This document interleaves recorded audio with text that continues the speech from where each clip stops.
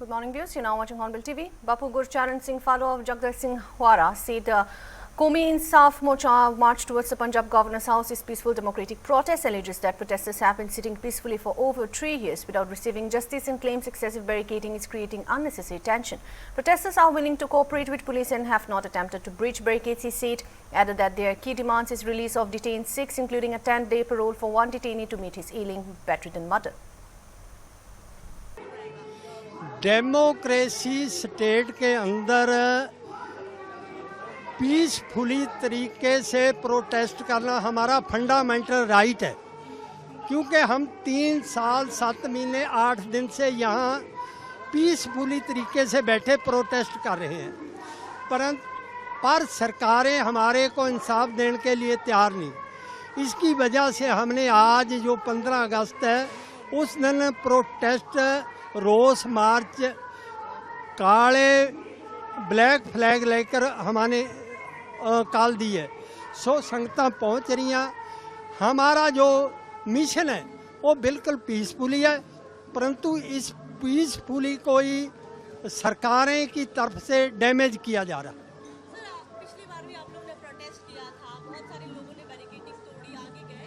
इस बार भी क्या ऐसी स्थिति बन सकती है, क्योंकि इस बार बैरिकेडिंग बहुत पक्की बनाई जा रही है, वेल्डिंग भी हो रही है, रोकने की पूरी कोशिश की जा रही है। कौमी इंसाफ मोर्चे की तरफ से कभी भी बैरिकेडिंग नहीं तोड़े गए। हम तो सरकारें को कहते हैं भी बैरिकेड बिल्कुल ना करो, हमारी ड्यूटी है, हम उसको पीसफुली से करेंगे।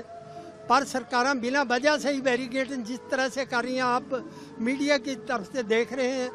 सो सरकारें हमारे को इस करने के लिए मजबूर कर रही हैं। एक आखिरी सवाल, आप लोगों की क्या डिमांड है, क्योंकि पेरोल की जो बात हो रही है पाकबंदी सिखों की, जगतार सिंह हवारा की, उनको कहा जा रहा है कि वे 10 दिन की पेरोल डिमांड कर रहे हैं, बट अभी तक क्या बातचीत कोई प्रशासन से हुई है? हमारी तो उन बंदी सिखों की रिहाई की मांग है, पर जो मौके पे उनकी पैरोल के लिए ये सारा कुछ हो रहा है, क्योंकि उनके सत्कारयोग माता जी काफ़ी लम्बे से बीमारी से पीड़ित हैं, बेड पर पे हैं। सो उनका साथ मिलने के लिए ये प्रोग्राम लिखा गया है और हमारी मांग है कि 10 दिन की उनको पैरोल देकर उनकी माता के साथ मिलाएंगे। RSS Sarsang Chalak Mohan Bhagwat said India must effectively harness its young population to realize its potential as global leaders. India's vision of progress goes beyond material development and stressed the country's responsibility to offer a balanced perspective to the world. Bhagwat said, emphasized the need to broaden the understanding of employment, saying dignity must attach to manual labor. गौरव भी हमारे मन में है और ये एहसास भी हमारे मन में है। युवा पीढ़ी, उनके साथ मुझे संवाद करने के लिए बताया है। वास्तव में प्रसंग तो सबके संवाद के लिए है, परंतु युवा पीढ़ी के लिए इसलिए भारत में ऐसा मानते हैं कि वो हमारा डेमोग्राफिक डिविडेंड है और उसका ठीक से लाभ हुआ देश को तो हम विश्वगुरु बन जाएंगे, और नहीं हुआ तो आगे बहुत बोझ आएगा। क्योंकि आज ये युवा पीढ़ी 30 साल के बाद पुरानी पीढ़ी बन जाएगी, तो आगे चल के इस युवा पीढ़ी के भविष्य के लिए भी जैसे आज के लोगों ने विचार करना है, वैसे युवा पीढ़ी को अपने अगले पीढ़ी के लिए भी विचार करके चलना पड़ेगा। और इसलिए इस संवाद का एक महत्व मैं मानता हूं। और एक विशेष प्रसंग है, इतना बड़ा ध्वज, कुछ 30 या 40 फीट चौड़ा और 70-75 फीट लंबा, ऐसा आज यहां पर नागपुर नगरी में ध्वजोत्तोलित हुआ है। हम देखते हैं इतना बड़ा ध्वज है। छोटा ध्वज होता तो आपके हाथ में ध्वज है, छोटा सा है, तो एक कमची में उसको बिठा दिया है और आप हाथ से लहरा रही, चल सकता है, सब प्रमाण में है। लेकिन इतना बड़ा ध्वज है तो उसके लिए कितना विस्तृत बेस चाहिए और कितना ऊंचा ध्वजस्तंभ चाहिए, और उसको ऊपर चढ़ाने में मशीन को भी कितना परिश्रम पड़ा, ये सब आपने देखा है। तो विचार कीजिए कि ये ध्वज जिसका प्रतीक है वह अपना भारत, वह अपने भारत की रीति नीति, उसको ऊपर चढ़ाने के लिए कितना परिश्रम करना पड़ेगा और कितने ऊंचाई पर जाने से ये अच्छा लगेगा, ये हमारा दायित्व है। हम अपनी तुलना अन्य लोगों से न करें। हमारी युवा पीढ़ी पहले ये समझ ले, हम अमेरिका नहीं है, हम चीन नहीं है, हम ऑस्ट्रेलिया न्यूजीलैंड नहीं है, हम भारत है। तो भारत की आन बान शान की जो गरिमा है, उसको जो ऊंचाई चाहिए, उसको जो प्रकार चाहिए विकास का, उन्नति का जो पैमाना उसके लिए चाहिए, उसके आधार पर हमको अपने देश का और अपना स्वयं का विचार करना पड़ेगा। बाकी दुनिया अपने भौतिक उन्नति का केवल विचार करती है, लेकिन भारत में हम केवल भौतिक उन्नति का विचार नहीं करते। बोलते बोलते ये बोल देते पैसा तो मुर्गी भी नहीं खाती, ये हमारा स्वभाव है। और आज दुनिया ऐसा विचार करते करते लड़खड़ा रही है अधूरी दृष्टि के कारण। हमारी दृष्टि के आधार पर उस लड़खड़ाती दुनिया का संतुलन ठीक करके उसको आगे की राह दिखाना, ये भारत के नाते अपना दायित्व बनता है। इसके लिए हमको तैयार होना है। हम जब विचार करते, युवा पीढ़ी है, आगे कमाने वाली है, तो जैसे बाबूजी ने अभी कहा कि भाई रोजगार केवल नौकरी नहीं होती, हाथ से काम करना, इसकी भी प्रतिष्ठा चाहिए। उद्योग उद्यमिता, इसकी भी प्रतिष्ठा चाहिए। उसमें खतरे हैं तो उस खतरों को मोल लेकर उसको यशस्वी करने की हिम्मत भी चाहिए। हम सब लोगों को, विशेषकर युवा पीढ़ी को, इसका ध्यान रखना पड़ेगा। ये हमारी दृष्टि है। BRS Working President K.T. Ramrao welcomes the Bar Council of India decision on the Nalsar issue, praising the students for standing up to their self-respect. Also appreciates the Chief Justice of India for recognizing the matter as one concerning relationship between judiciary and students. के जो विद्यार्थी हैं, उन्होंने साफ साफ ये बता दिया, हिंदुस्तान के जितने भी हमारे बड़े नेता हैं, कि जब लोकतंत्र में किसी की बेइज्जती की जाती है तो देश का युवा जो है जरूर रिएक्ट करेगा, और अपने स्वाभिमान पे अगर कोई कुछ अटैक करेगा, देश की युवा जरूर रिएक्ट करेगा। मैं सैल्यूट करता हूं नलसार की यूथ को, जिन्होंने एक स्टैंड लिया आज, और जिसकी वजह से आज देश के सर्वोन्नत सुप्रीम कोर्ट ऑफ इंडिया के चीफ जस्टिस को भी मैं धन्यवाद देता हूं, क्योंकि उन्होंने भी आगे आके कहा कि भाई ये तो मेरे और विद्यार्थियों के, छात्रों के बीच में है, तो मैं उनको भी धन्यवाद देता हूं। And I hope and I pray that this incident will never be repeated. This incident of overreach will never be seen again in India. And I do hope and pray that the voice of the oppressed, the voice of the people of India continues to rise and continues to echo stronger in days to come. On this Independence Day, I wish all the youngsters of India, all the people who've been fighting against the oppression in this country, a happy Independence Day, and I hope and pray that the ideals for which this fight was fought will be achieved in days to come. Thank you. और पूर्व MP भी हैं कोमटी रेड्डी, राजगोपाल रेड्डी साहब, उन्होंने कल जो कहा, मैं पूरी तरह से उनसे सहमत हूं, क्योंकि उन्होंने कल जो कहा कि गरीब आदमी को घर देने के वास्ते 5-6 लाख रुपया देने के वास्ते 500 कंडीशन लगाए जाते हैं, पर ऊपर जो लोग बैठे हैं, रेवेन्यू मिनिस्टर, चीफ मिनिस्टर और बड़े बड़े हुदा में बैठने वाले जो यहाँ के कांग्रेस के गवर्नमेंट के लीडर हैं, वो लोग लाखों करोड़ों हड़प रहे हैं करप्शन के जरिए। मैं पूरी तरह से सहमत हूं और उम्मीद करता हूं राहुल गांधी जो दिल्ली में बैठे हैं, जिन्होंने आज तेलंगाना कांग्रेस को एक ATM बना लिया अपने लिए, पूरा AICC के लिए, वो भी सुन रहे हैं, वो भी देख रहे हैं, क्योंकि उनके खुद के पार्टी के लेजिस्लेटर आज खुल के बयान दे रहे हैं कि तेलंगाना में करप्शन किस लेवल पे है।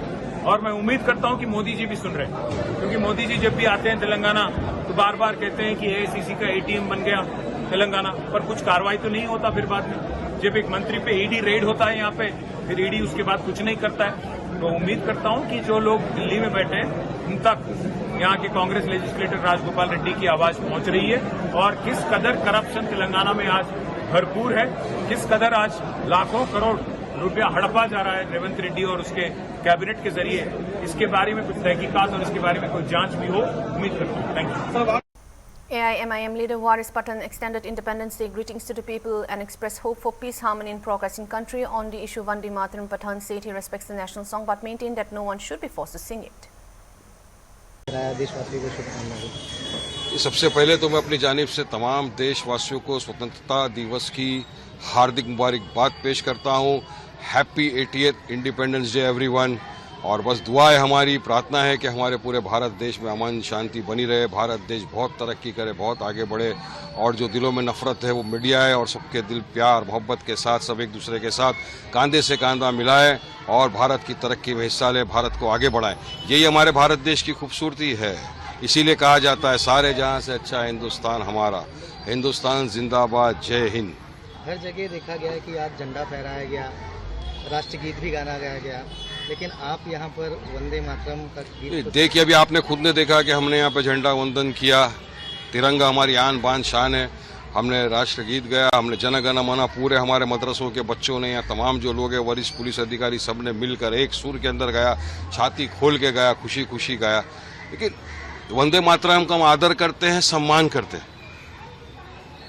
मैंने हमेशा कहा है वंदे मातरम का हम बहुत आदर करते हैं, बहुत सम्मान करते हैं, लेकिन किसी को आप जबरन बोलने पे मजबूर नहीं कर सकते, मैंडेटरी आप नहीं कर सकते। संविधान का आर्टिकल 25 से 28 मुझे इजाजत देता है, मेरा राइट टू प्रैक्टिस रिलीजन है। क्योंकि वंदे मातरम में कुछ ऐसी पंक्तियां हैं जो एक मुसलमान के लिए सही नहीं है, शिर्क में आ जाता है। हम अल्लाह की वंदना करते हैं। और सुप्रीम कोर्ट का आप जजमेंट देख लीजिए, इमानुएल का जजमेंट है, उसके बाद में आप लेटेस्ट में मार्च 2026 में सुप्रीम कोर्ट ने कहा कि नेशनल एंथम यानी जन गण मन और नेशनल फ्लैग 51A का जिक्र किया उन्होंने। और आपने देखा किस तरह से हमने दिल खोल के पढ़ा जन गण मन, हमारे तिरंगे को सलाम करते, दिल में रखते, हमारी जान बान शान तिरंगा है। लेकिन वहीं पर आप किसी को फोर्स नहीं कर सकते कि आपको ये बोलना ही पड़ेगा। ये नेशनलिज्म पेट्रोटिज्म का यही प्रतीक है, ये मैं समझता हूँ गलत। संविधान मुझे इजाजत देता है, सुप्रीम कोर्ट का रूलिंग है, मगर कुछ लोग हैं जो चाहते हैं कि बस किसी भी तरह नफरत फैले। और जो ये लोग हैं आरएसएस वाले, मैं इनको पूछना चाहता हूँ, देश की आज़ादी के वक्त कितने उन्होंने वंदे मातरम गाया? आज भी इनको बिना टेलीप्रॉम्प्टर के बोल को पढ़ के दिखा दो, मैं मान जाऊंगा इन्हें। Congress State President Bhakta Charan Das says the party has followed the traditional singing Vande Mataram before the national anthem during flag hoisting ceremonies at the offices. He says the national song represents the voice of India's freedom struggle and stressed that respecting for the tricolor means honoring the sacrifices made for independence. आप जानते हैं Congress party हमारे कार्यालय में, कांग्रेस के हर कार्यालय में, हर झंडा उत्तोलन में पहले हम 15 अगस्त और 26 जनवरी को पहले वंदे मातरम की गान गाते हैं और वंदे मातरम के बाद बाकी हम राष्ट्रीय गान करते हैं। और ये परंपरा कांग्रेस ने शुरू से अपनाया है। आजादी की लड़ाई का स्मरण वंदे मातरम से हम करते हैं। तिरंगा का सम्मान करना, आजादी का लड़ाई का सम्मान करना है। हम दो रंगा नहीं, त्रिरंगा है।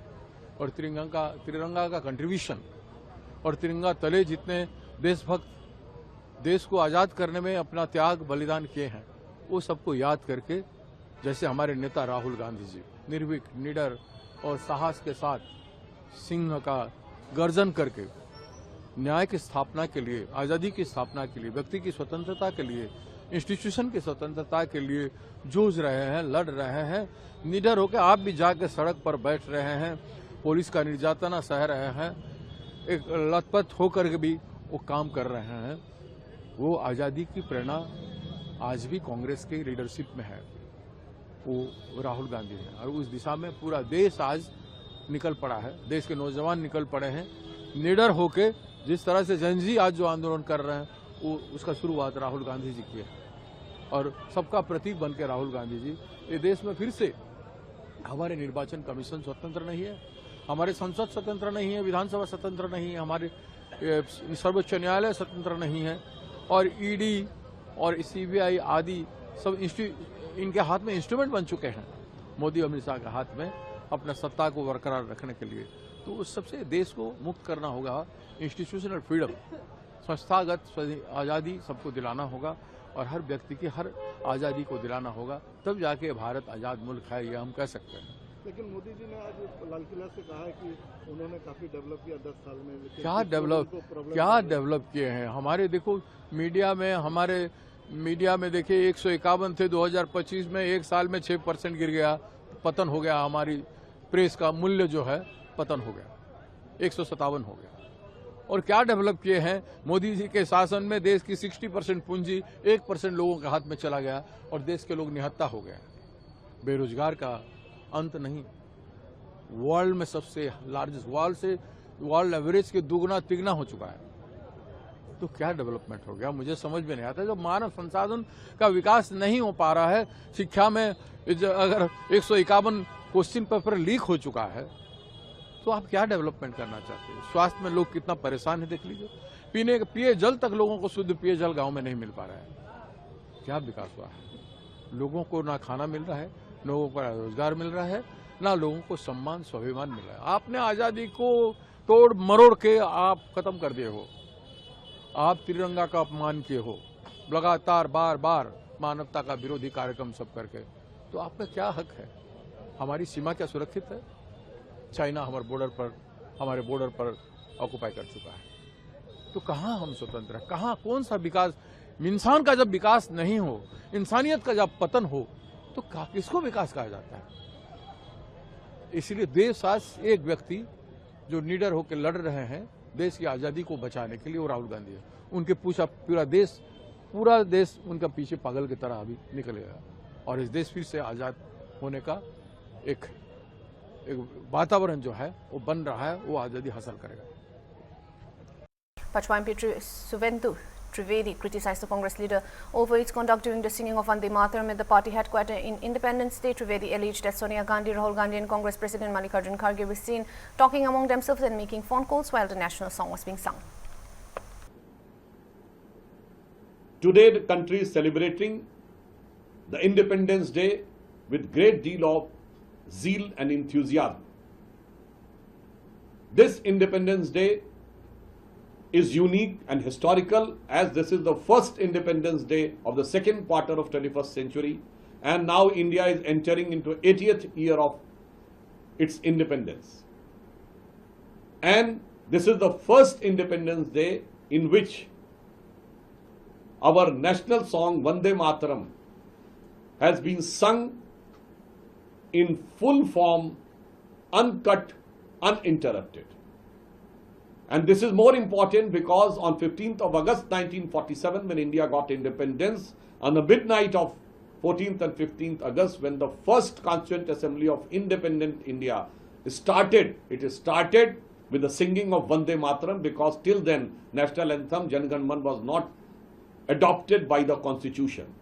So this is the voice in which lakhs and lakhs of freedom fighters faced the bullets and lathis of British government, and thousands of Krantikari and the freedom fighters have laid down their life, and this is the voice by singing which independent India came into existence, but which is being sacrificed for the sake of hardliner fundamentalist forces, just for the sake of convenience of politics by Congress party.